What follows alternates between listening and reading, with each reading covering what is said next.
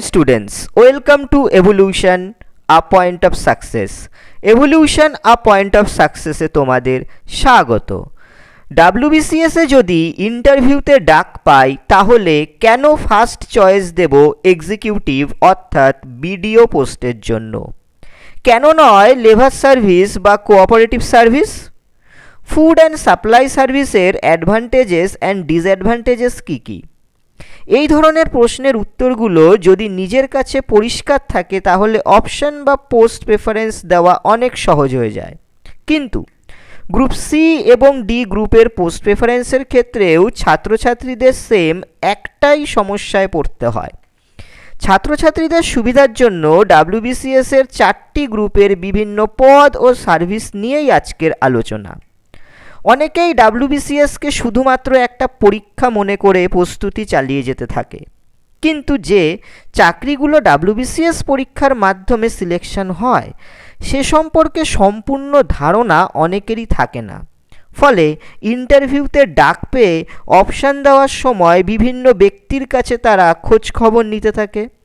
এই সার্ভিসটা কি, ওটা কেমন, এটা ভালো না ওটা ভালো, ইত্যাদি অনেক রকম প্রশ্ন। অনেক অফিসারকেই দেখা যায় WBCS পরীক্ষায় উত্তীর্ণ হওয়ার পর সিলেকশন হওয়ার পরেও 1 থেকে 2 বছর পরে আবার নতুন করে WBCS পরীক্ষায় বসে। এর কারণ অনেক রকম হতে পারে। কারণ যে চাকরিতে তিনি আছেন সেটি ভালো লাগছে না, কারণ কোথাও বা দূরে গ্রামে পোস্টিং, কোথাও উন্নতি বা প্রমোশনের সুযোগ কম, আবার কারো কাছে সার্ভিসটা বোরিং। কিন্তু সার্ভিসগুলো সম্পর্কে কম্প্যাক্ট একটা ধারণা আগে থেকে থাকলে এই ব্যাপারগুলো কিন্তু ঘটে না। তাহলে চলো আজকের এই ভিডিওতে আমরা এই WBCS এর গ্রুপ এর বিভিন্ন পোস্ট সম্পর্কে জেনে নিই এবং তার প্রমোশনের সুযোগ সুবিধা, এই সমস্ত পোস্ট থেকে কি কি কাজের দায়িত্ব রয়েছে, এই সমস্ত পোস্ট কিভাবে কোথায় পোস্টিং হতে পারে, এই বিষয়গুলো নিয়েই আলোচনা শুরু করা যাক। গ্রুপ এ সার্ভিসের মধ্যে টোটাল 9টি পোস্ট নিয়ে আমি আলোচনা করব। গ্রুপ এ সার্ভিসে রয়েছে number 1 West Bengal civil service executive, number 2 West Bengal commercial tax service, number 3 West Bengal agricultural income tax service, number 4 West Bengal excise service, number 5 West Bengal cooperative service, number 6 West Bengal labour service, number 7 West Bengal food and supplies service, number 8 West Bengal employment service, and last number 9 West Bengal registration and stamp revenue service. এই সবকটি পোস্টের বেতন 95,600 থেকে 42,000, pay band 4A এবং grade pay 5,400 টাকা। তাহলে সবার প্রথম আমি West Bengal civil service executive নিয়ে আলোচনা করি। ওয়েস্ট বেঙ্গল সিভিল সার্ভিস এক্সিকিউটিভের মধ্যে যে পোস্ট রয়েছে সেটি হলো deputy magistrate and deputy collector এবং ব্লক ডেভেলপমেন্ট অফিসার। স্টেট গভর্নমেন্টের সবথেকে মর্যাদাপূর্ণ পোস্ট হলো WBCS এক্সিকিউটিভ। WBCS এর মোট 20টি পোস্টের মধ্যে এই পোস্টটির ডিমান্ড বা চাহিদা সবথেকে বেশি। বলা যেতে পারে রাজ্য অ্যাডমিনিস্ট্রেশনের গভর্নিং বডি হলো এই WBCS এক্সিকিউটিভ। বিডিও হিসেবে ব্লক পোস্টিংয়ের পর ডেপুটি ম্যাজিস্ট্রেট এবং স্পেশাল পোস্টিংয়ের মাধ্যমে সরকারের অত্যন্ত উল্লেখযোগ্য বিভাগের প্রধান আধিকারিক হিসেবে কাজ করে থাকেন। প্ল্যানিং কমিশন অর্থাৎ পরিকল্পনা দপ্তর, পঞ্চায়েত দপ্তর, পঞ্চায়েত ডিপার্টমেন্ট, ইলেকশন কমিশন, সংখ্যালঘু দপ্তর অর্থাৎ মাইনরিটি ডিপার্টমেন্ট প্রভৃতি দপ্তরের মুখ্য ভূমিকা পালন করেন এই সার্ভিসের অফিসাররা। 8 বছর পর ডেপুটি সেক্রেটারি পদমর্যাদা এবং 16 বছর পর জয়েন্ট সেক্রেটারি পদমর্যাদা সহ ক্যারিয়ার গঠনের সুযোগ রয়েছে। এছাড়া মহকুমা শাসক, অতিরিক্ত জেলা শাসক ও জেলা শাসকের মতো পদও রয়েছে।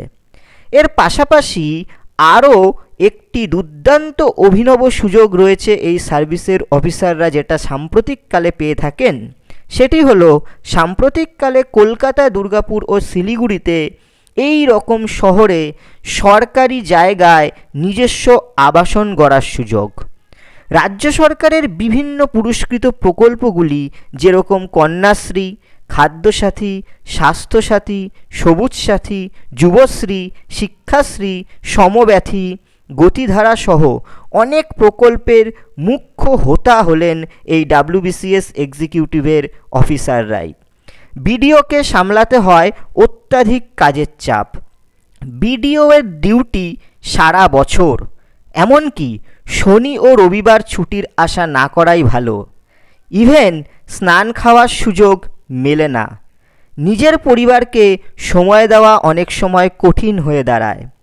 যারা ম্যানেজমেন্টে পটু নয় কিংবা কমিউনিকেশন স্কিল ভালো নয়, তাদের জন্য এই চাকরি সুখকর নাও হতে পারে, কিন্তু মান সম্মান, ক্ষমতা ও কর্তৃত্বের নিরীক্ষে এই পোস্টটি নিঃসন্দেহে রাজ্য সরকারের সেরা চাকরি।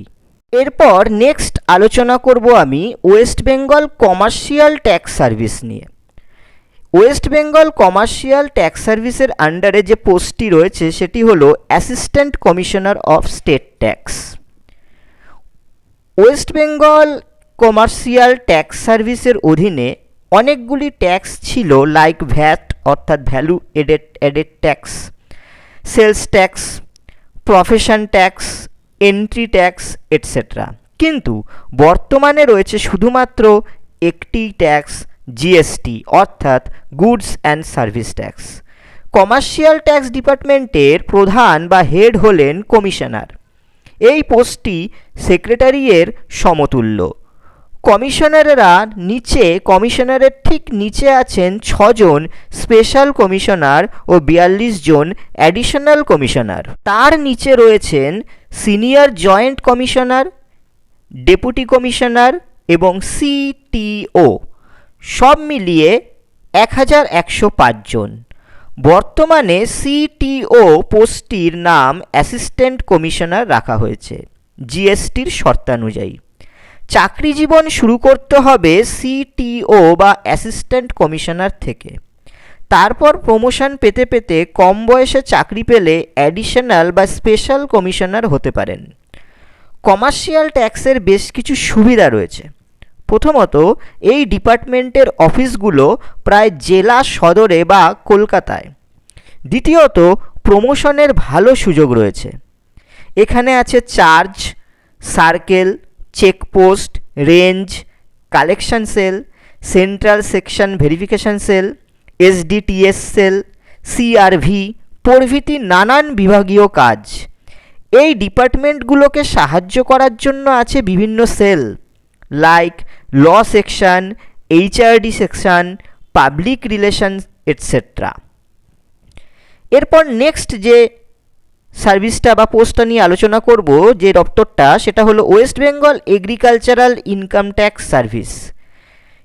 West Bengal agricultural income tax সার্ভিসের আন্ডারে যে পোস্টটি রয়েছে সেটি হলো এগ্রিকালচারাল ইনকাম ট্যাক্স অফিসার। প্রত্যেক জেলায় একজন করে এআইটিও অর্থাৎ এগ্রিকালচারাল ইনকাম ট্যাক্স অফিসার থাকেন। জেলার রেঞ্জ অফিসের ভারপ্রাপ্ত প্রধান তিনি। কোনো কোনো জেলায় একাধিক এআইটিও পোস্টিংয়ে হয়ে থাকেন। বর্তমানে 3 জন এবং শিলিগুড়িতে 4 জন এআইটিও আছেন। এই এগ্রিকালচারাল ইনকাম ট্যাক্স অফিসারের পোস্টের সংখ্যা 42 অর্থাৎ 42টি। এআইটিও এর আন্ডারে থাকেন ইন্সপেক্টর। ইন্সপেক্টর পদের সংখ্যা 58। ইন্সপেক্টররা নিযুক্ত হন পিএসসি এর মিসেলেনিয়াস পরীক্ষার মাধ্যমে। এই বিভাগের সদর দপ্তর আছে নিউ সেক্রেটারিয়েট বিল্ডিংসে। এছাড়া বসেন হাওড়া, বর্ধমান, মেদিনীপুর জেলার ডেপুটি কমিশনার। আর থাকেন 2 জন হেডকোয়ার্টার কলকাতাতে। একজন এআইটিও জয়েন করার পর 10 থেকে 12 বছরের মধ্যে পৌঁছে যেতে পারেন অ্যাসিস্ট্যান্ট কমিশনার হিসেবে। মোট 6টি পোস্ট রয়েছে।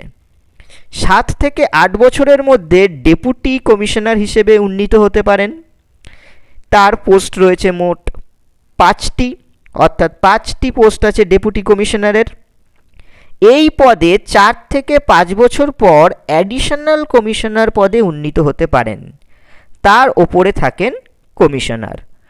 বর্তমানে জিএসটি চালু হওয়ার ফলে এই দপ্তরটি কমার্শিয়াল ট্যাক্স ডিপার্টমেন্টের সাথে মার্জ হয়ে গিয়েছে।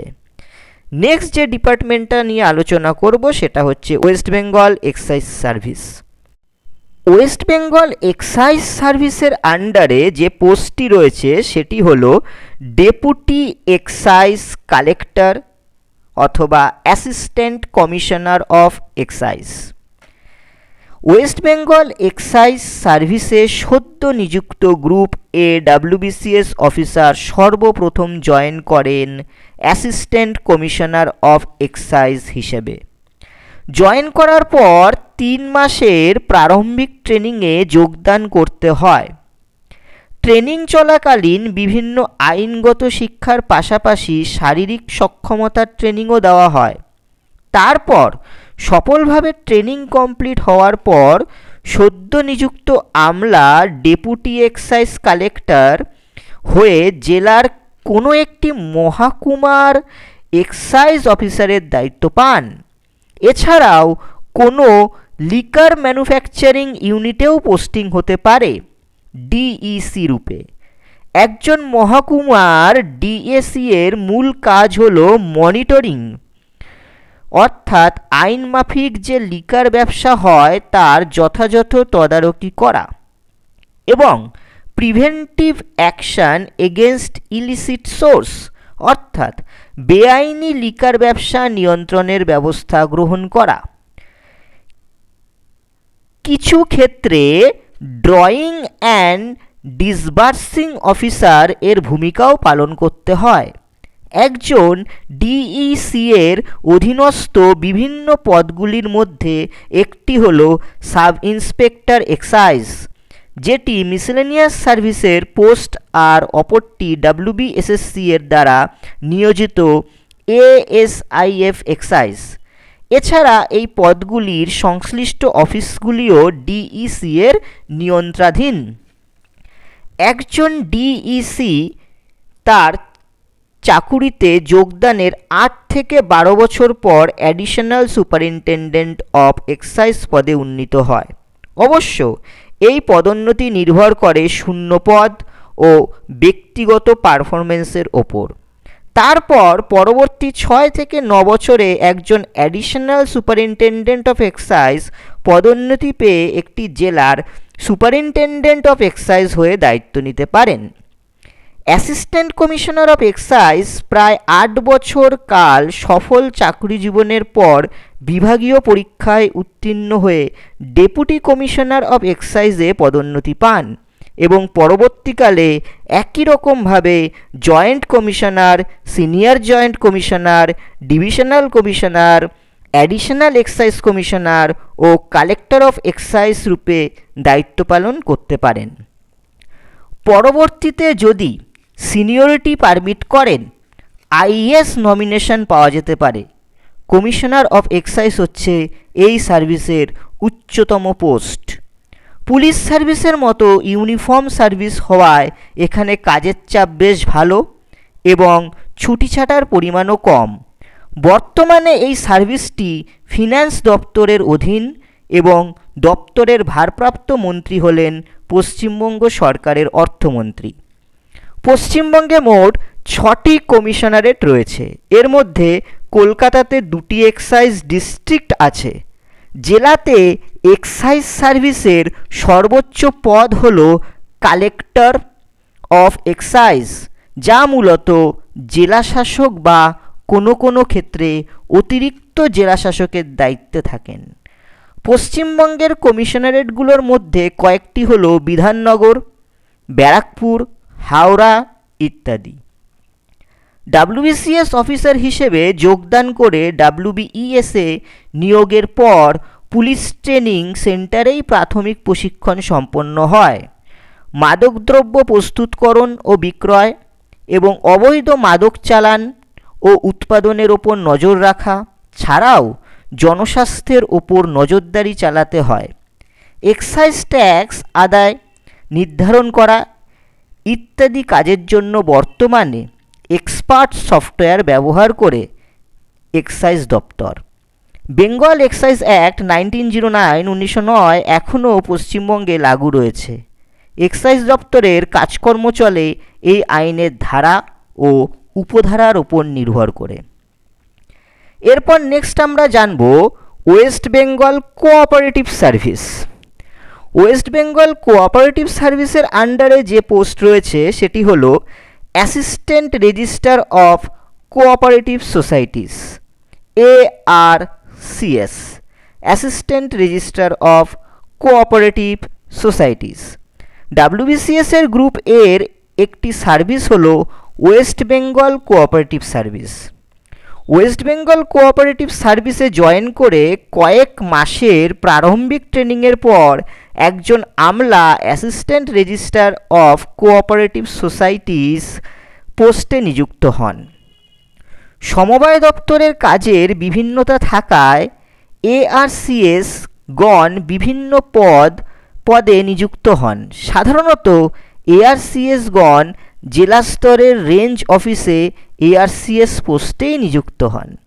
এছাড়াও ARCS র্যাঙ্কের অফিসার হিসাবে জেলা সমবায় ব্যাংকের CEO, agriculture and rural development ব্যাংকের CEO, হোলসেল কোঅপারেটিভ সোসাইটিগুলির CEO, কোঅপারেটিভ ট্রেনিং সেন্টারগুলির প্রিন্সিপাল ও অন্যান্য দপ্তর যেমন মৎস্য, শিল্প, দুগ্ধ, তাঁত, DRDC ইত্যাদি দপ্তরগুলিতে ডেপুটেশনে নিযুক্ত হন।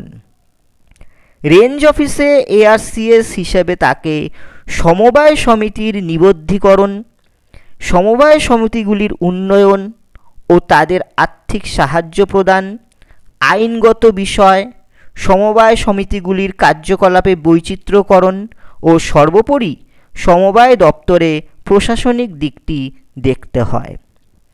সমবায় ব্যাংকগুলির CEO হিসেবে তাকে ব্যাংকিং, ইনভেস্টমেন্ট অ্যান্ড রিকভারি ও বিভিন্ন আইনগত বিষয়েও দেখতে হয়।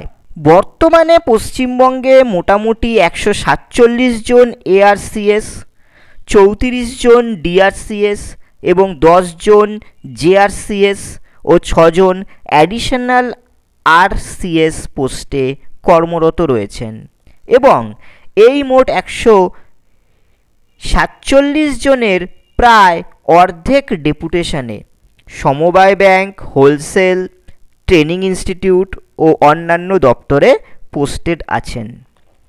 ARCS ও তার পরবর্তী পোস্টগুলোর পোস্টিং সমবায় দপ্তরের সচিব করে থাকেন। এই পোস্টিংয়ের কোনো বাধা ধরা নিয়ম কিছু নেই, তবে সিনিয়রিটি ওর কর্মদক্ষতা বিচার করে সেই অনুযায়ী পোস্টিং দেওয়া হয়। এই দপ্তরের কার্যকলাপে বৈচিত্র্য থাকায় একজন অফিসার কাজের মাধ্যমে বহুবিধ জ্ঞান লাভ করতে পারেন। তিনি ব্যাংকিং, হিসাব নিরীক্ষা, case matter training, investment and recovery, SHG, business diversification ইত্যাদি বিভিন্ন বিষয়ে জ্ঞান লাভ করতে পারেন। এই বৈচিত্র্যময় কাজের মাধ্যমে এই দপ্তরে সমাজের বিভিন্ন দুর্বল শ্রেণীর অর্থনৈতিক সহ বিভিন্ন দিকের মান উন্নয়ন করার সুযোগ রয়েছে। এরপর নেক্সট আলোচনা করব আমরা West Bengal labour service. West Bengal labour সার্ভিসের আন্ডারে যে পদটি রয়েছে সেটি হলো অ্যাসিস্ট্যান্ট লেবার কমিশনার। রাজ্যের শ্রম দপ্তরের অন্যতম কাজ হলো শিল্পক্ষেত্রে নিযুক্ত শ্রমিকদের স্বার্থ সুরক্ষিত করা। এছাড়াও এই দপ্তরের অন্যতম গুরুত্বপূর্ণ কাজ হলো শ্রমিক আইন বলবৎ করার মাধ্যমে অসংগঠিত ক্ষেত্রে নিযুক্ত শ্রমিকদের উন্নয়ন ও কল্যাণ সাধন। বিভিন্ন সামাজিক সুরক্ষামূলক প্রকল্পগুলির সঠিকভাবে রূপায়ণের দায়িত্বও বর্তায় এই দপ্তরের ওপর। কনজিউমার প্রাইস ইন্ডেক্স অনুযায়ী বিভিন্ন কর্মে নিযুক্ত শ্রমিকদের ন্যূনতম মজুরি নির্ধারণ করা এই দপ্তরের প্রধান কাজের মধ্যে পড়ে। অ্যাসিস্ট্যান্ট লেবার কমিশনারকে সরকারের আধিকারিক হিসেবে উপরোক্ত কার্যাবলীকে সুসম্পন্ন করার গুরুদায়িত্ব পালন করতে হয়। অ্যাসিস্ট্যান্ট লেবার কমিশনারের প্রধানত দুটো ধরনের কাজ রয়েছে। নাম্বার 1, বিভিন্ন আইনকে বলবৎ করা, এবং নাম্বার 2, বিভিন্ন কল্যাণমূলক স্কিম বা প্রকল্পগুলিকে সঠিকভাবে রূপায়ণ করা। অ্যাসিস্ট্যান্ট লেবার কমিশনারকে কন্ট্রাক্ট লেবার অ্যাক্ট 1970 নিয়েও কাজ করতে হয়। যে সংস্থায় বা কন্ট্রাক্টরের কাছে 20 জন পশ্চিমবঙ্গের ক্ষেত্রে এবং 10 বা তার বেশি কর্মী নিযুক্ত রয়েছে, তাদের ক্ষেত্রে এই আইনটি প্রযোজ্য। এই আইনের উদ্দেশ্য হল ঠিকাকর্মী সংক্রান্ত যাবতীয় বিষয় নিয়ন্ত্রণ ও নজরদারি করা। অ্যাসিস্ট্যান্ট লেবার কমিশনারদের আরও একটি আইন নিয়ে কাজ করতে হয়, তা হল ইন্টারস্টেট মাইগ্র্যান্ট ওয়ার্কম্যান অ্যাক্ট 1979। এই আইনের উদ্দেশ্য হল অন্য রাজ্য থেকে এ রাজ্যে কাজ করতে আসা শ্রমিকদের কাজের শর্ত ঠিক মতো মানা হচ্ছে কিনা দেখা। State assisted scheme of provident fund for an আনওয়ার্কার্স। এই প্রকল্পের উদ্দেশ্য হল অসংগঠিত ক্ষেত্রে নিযুক্ত শ্রমিকদের প্রভিডেন্ট ফান্ডের সুযোগ প্রদান করা।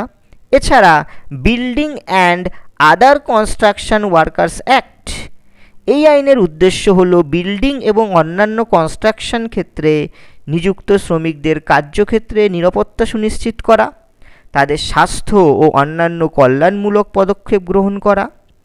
West Bengal transport workers social security scheme, এই প্রকল্পের উদ্দেশ্য হল পরিবহন ক্ষেত্রে নিযুক্ত কর্মীদের সামাজিক সুরক্ষা প্রদান করা। এছাড়াও child labour prohibition and regulation act 1986, 14 বছরের কম বয়সী শিশুদের পার্ট এ তালিকাভুক্ত কাজে নিয়োগের বিরুদ্ধে নিষেধাজ্ঞা জারি করা হয়েছে এই আইনের মাধ্যমে। অ্যাসিস্ট্যান্ট লেবার কমিশনারের দায়িত্ব হল এই আইন সঠিকভাবে বলবৎ করা। এছাড়াও রয়েছে বিড়ি ওয়ার্কার্স ওয়েলফেয়ার স্কিম এবং West Bengal unorganised sector workers health security scheme. 2017 সালের এপ্রিল মাসে এক নোটিফিকেশনের মাধ্যমে রাজ্য সরকারের এই স্কিমগুলোকে এক ছাতার তলায় নিয়ে এসে চালু হয়েছে সামাজিক সুরক্ষা যোজনা 2017।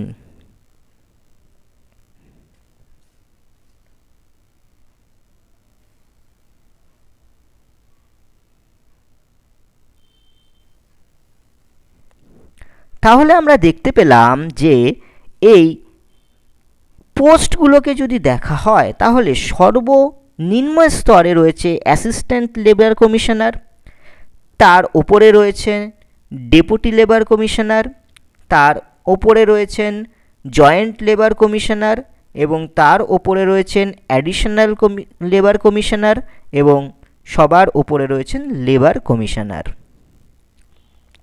এরপর আমরা জেনে নেব West Bengal food and suppliers service সম্পর্কে।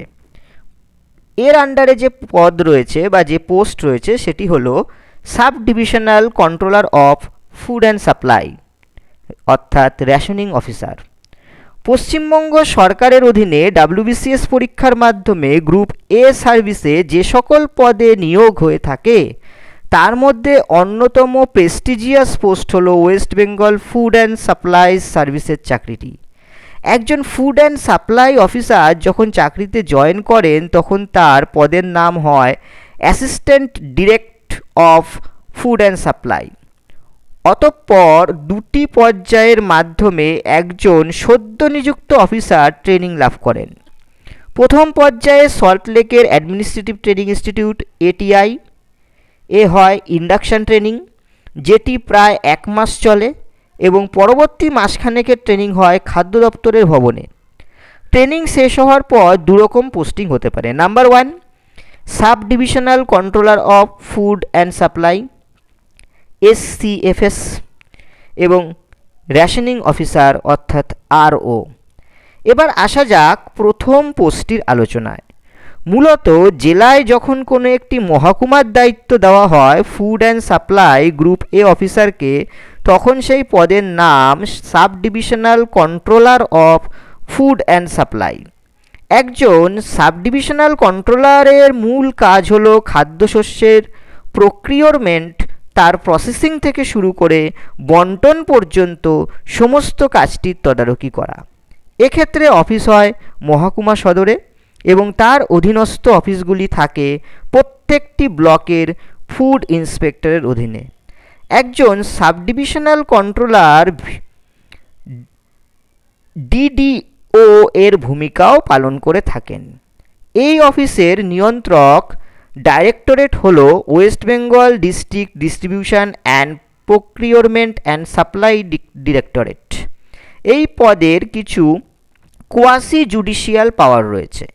মূলত 7 থেকে 8 বছর পর এই পদ থেকে প্রমোশন পেয়ে ডিস্ট্রিক্ট কন্ট্রোলার হওয়া যায় এবং তারপর হওয়া যায় ডেপুটি ডিরেক্টর এবং পরবর্তীতে জয়েন্ট ডিরেক্টর।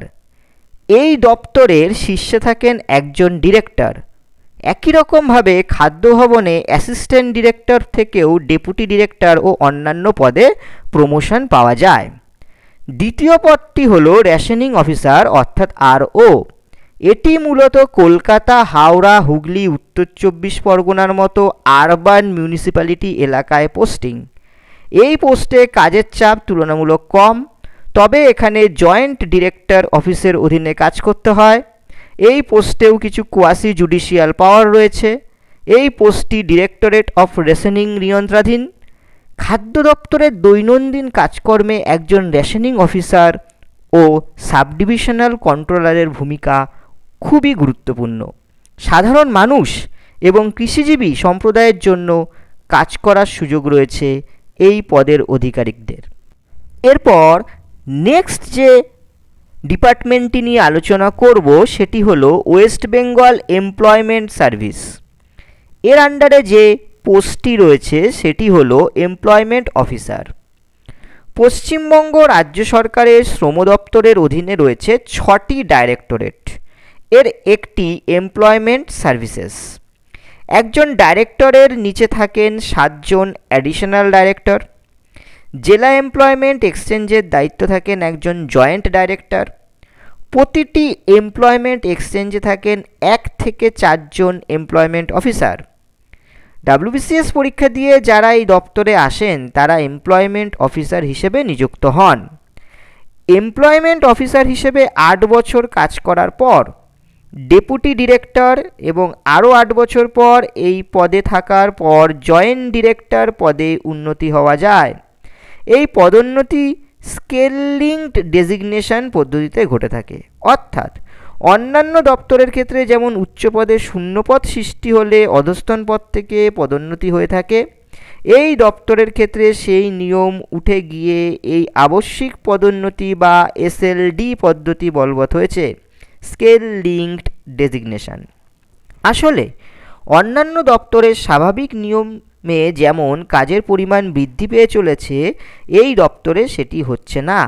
কেননা 1995 সাল নাগাদ প্রথমে হাইকোর্ট এবং পরে সুপ্রিম কোর্টের রায়ের মাধ্যমে যে কোনো সরকারি বা আধা সরকারি দপ্তরে শূন্যপদ পূরণের জন্য নোটিফিকেশন সহ অন্যান্য প্রাথমিক কাজের দায়িত্ব এমপ্লয়মেন্ট এক্সচেঞ্জের ওপর আর রইল না।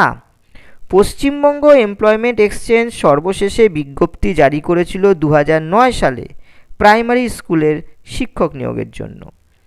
দ্বিতীয় বিশ্বযুদ্ধের পর সারা বিশ্বেই সৈন্যদলে যোগ দেওয়া এক বিপুল সংখ্যক সেনা কর্মীহীন হয়ে পড়েছিল। এদের মধ্যে এক বিরাট সংখ্যক সেনা ছিল আহত। আরও অঙ্গহানিও ঘটেছিল যুদ্ধক্ষেত্রে। প্রতিটি রাষ্ট্রের কাছেই এই কর্মচ্যুত ও আহত এবং অঙ্গহানির দরুন স্বাভাবিক কর্মক্ষমতা হারানো সেনাদের জন্য উপযুক্ত কাজের ব্যবস্থা করা ছিল একটা কর্তব্য। এই পুনর্নির্বাসনের ভাবনা থেকে এমপ্লয়মেন্ট এক্সচেঞ্জের ধারণাটি জন্ম নিয়েছিল। বর্তমানে ভিন্ন ভিন্ন পদ ও সার্ভিসের জন্য তৈরি হয়েছে সার্ভিস কমিশন, যেমন রাজ্য স্তরে রয়েছে public service commission, West Bengal staff service commission, municipal service commission, school service commission ইত্যাদি। অন্যদিকে কেন্দ্রীয় স্তরে রয়েছে কিন্তু staff service commission, union public service commission ইত্যাদি। কর্মপ্রার্থী তরুণ তরুণীদের নাম নথিভুক্ত করা এমপ্লয়মেন্ট এক্সচেঞ্জের একটা প্রধান কাজ। নথিভুক্ত এই তরুণ তরুণীদের কাজের উপযুক্ত করে তোলার জন্য নানা ধরনের প্রফেশনাল প্রশিক্ষণের ব্যবস্থা করে এমপ্লয়মেন্ট এক্সচেঞ্জ। এই দপ্তরের তত্ত্বাবধানে কলেজ বিশ্ববিদ্যালয়ের তরুণ তরুণীদের কেরিয়ার সম্পর্কে সচেতন করে তুলতে সেমিনার বা কেরিয়ার টক আয়োজন করা হয়। পাশাপাশি স্বরোজগারে আগ্রহী বেকারদের আর্থিক সংস্থান করে থাকে। 18 থেকে 45 বছরের নথিভুক্ত বেকারদের সিনিয়রিটির ভিত্তিতে 50,000 টাকা পর্যন্ত ঋণের সংস্থান করে থাকে এই দপ্তর। এই প্রকল্পের নাম উদীয়মান স্বনির্ভর কর্মসংস্থান, উদীয়মান স্বনির্ভর কর্মসংস্থান প্রকল্প, USKP 2008। আগে প্রকল্পটির নাম ছিল SESRU বা self employment scheme for registered unemployed. 2013 সালের 3রা অক্টোবর থেকে চালু হয়েছে নতুন একটি প্রকল্প যার নাম যুবশ্রী। এই প্রকল্পটির আগে নাম ছিল যুব উৎসাহ প্রকল্প। 18 থেকে 45 বছরের এমপ্লয়মেন্ট ব্যাংকে নথিভুক্ত বেকার তরুণ তরুণীদের প্রফেশনাল প্রশিক্ষণের খরচ বাবদ মাসে 1,500 টাকা করে অনুদান দেওয়ার ব্যবস্থা করা হয়েছে যুবশ্রী প্রকল্পের মাধ্যমে। এই প্রকল্পের সুবিধা পাওয়ার যোগ্য পরিবারের যে কোনো একজন, তবে তাকে অবশ্যই 8ম শ্রেণী পাস হতে হবে। এই জাতীয় সমস্ত কাজ সম্পন্ন করার দায়িত্ব এমপ্লয়মেন্ট এক্সচেঞ্জ দপ্তরের। এরপর লাস্ট যে দপ্তরটি নিয়ে আলোচনা করব সেটি হলো West Bengal registration and stamp revenue service. এই ডিপার্টমেন্টের আন্ডারে যে পোস্টটি রয়েছে সেটি হলো additional district sub registrar. WBCS আয়োজিত ওয়েস্ট বেঙ্গল সিভিল সার্ভিস এক্সিকিউটিভের পরীক্ষার গ্রুপ এ বিভাগের অন্তত 9টি সার্ভিসের এটি হলো West Bengal registration and stamp revenue service. এই হিসেবে এটি গ্রুপ এর নতুন সার্ভিস, কিন্তু এই সার্ভিসটি একটি অত্যন্ত এবং অন্যতম প্রাচীন বিভাগ। এক সময়ে গ্রামাঞ্চলে সরকারি অফিস বলতে বোঝাতো থানা আর রেজিস্ট্রি অফিসকে। ব্রিটিশ রাজত্বে বর্তমানে রেজিস্ট্রেশন বা নিবন্ধকরণের কাজ শুরু হয়। নথিপত্র যা পাওয়া গিয়েছে সেখান থেকে জানা গেছে রেজিস্ট্রেশন বা নিবন্ধীকরণের কাজটি শুরু হয় 1781 থেকে। এই সার্ভিসের মূল কাজ হলো জমি বাড়ি ইত্যাদি হস্তান্তরের সময় তার বাজার মূল্য নির্ধারণ করা এবং তার ওপর নির্দিষ্ট হারে সরকারি স্ট্যাম্প ডিউটি ও রেজিস্ট্রেশন ফি আদায় করা। বর্তমানে পশ্চিমবঙ্গ সরকারের দ্বিতীয় সর্বোচ্চ রাজস্ব যোগান দেয় এই সার্ভিস। এটি বর্তমানে পশ্চিমবঙ্গ সরকারের অর্থ দপ্তরের অধীনে একটি directorate of registration and stamp revenue, যার শীর্ষে থাকেন inspector general of registration and commissioner of stamp revenue, IGR and CSR। এই সার্ভিসের এন্ট্রি পোস্ট হল ADSR। এই সার্ভিসের কাজকর্ম মূলত পরিচালিত হয় Indian stamp act and registration act অনুযায়ী। রেজিস্ট্রেশন অ্যাক্ট অনুসারে প্রতিটি জেলাকে কতগুলি উপজেলায় বা সাব ডিস্ট্রিক্টে ভাগ করা হয়। মূলত এক বা একাধিক থানাকে নিয়ে হয় একটি উপজেলা বা সাব ডিস্ট্রিক্ট। একজন ADSR অর্থাৎ অ্যাডিশনাল ডিস্ট্রিক্ট সাব রেজিস্ট্রার মূলত তার অধীনস্থ এলাকার সম্পত্তি হস্তান্তরের দলিল নিবন্ধীকরণ করেন। একটি জেলার নিবন্ধীকরণের দায়িত্বে থাকেন এক বা একাধিক ডিস্ট্রিক্ট সাব রেজিস্ট্রার অর্থাৎ DSR, ডিস্ট্রিক্ট সাব রেজিস্ট্রার।